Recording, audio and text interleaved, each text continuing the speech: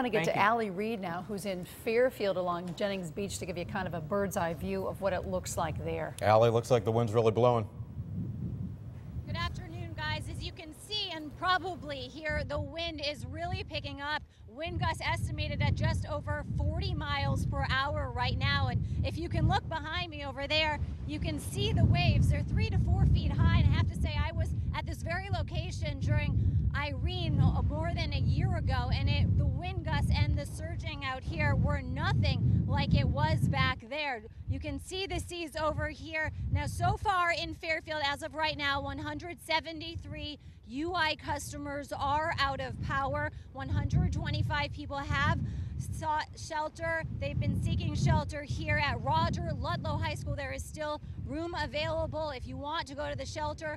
Pets are allowed to come to the shelter, so police are urging you to do that. But there was a mandatory evacuation for the shoreline area here in Fairfield, and if you did not heed the advice and leave your house, officials say that you must now remain in your house. If there is an absolute emergency, call 911, but otherwise they say that emergency responders likely won't be able to get to you. Now, earlier today at 11:30, that's when high tide was here. This whole area was flooded out. You couldn't get here to this beach, and they say later tonight around midnight, when the surge is supposed to come in, the high tide is coming in. They say at that point, because the high tide at 11:30 didn't recede much, they say at that point the water could be 17 feet higher than it normally is, which means a lot of that water is going to go onto the roads. So that is going to be the worst time of all of this storm. If we could roll to some video. Earlier today we were in Rowayton, Connecticut, a section of Norwalk, and the streets there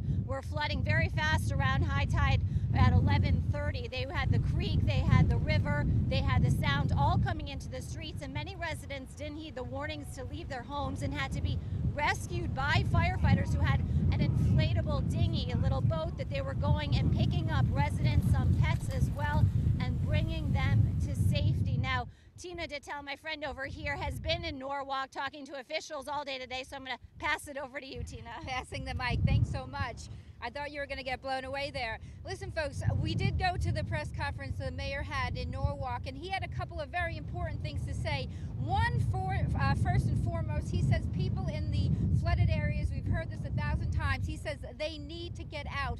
He can't understand why people would put themselves at risk and also put first responders at risk. He says folks need to get out by dark, because after dark, he says he can't guarantee that anyone will be able to help you. Now, another reason why you need to get out is because the pumping stations in the city, as well as probably other areas here along the shoreline, the pumping stations are having trouble right now. One on Bell Island is completely out, while another one on Sandwich Street is on backup power. And there are several others that may be on backup power sometime soon. And if you don't get out, because when those pump stations are out, when you go to flush your toilet, he says you're going to get sewage right in your face. So that's a good reason to get out. Now, like Allie, we did witness some other folks who were getting helped out of their homes. We were over at Harbor Shores. Now, that's in South Norwalk. And there was a high water truck which was able to go through the area along with firefighters and get people from their homes out past the causeway.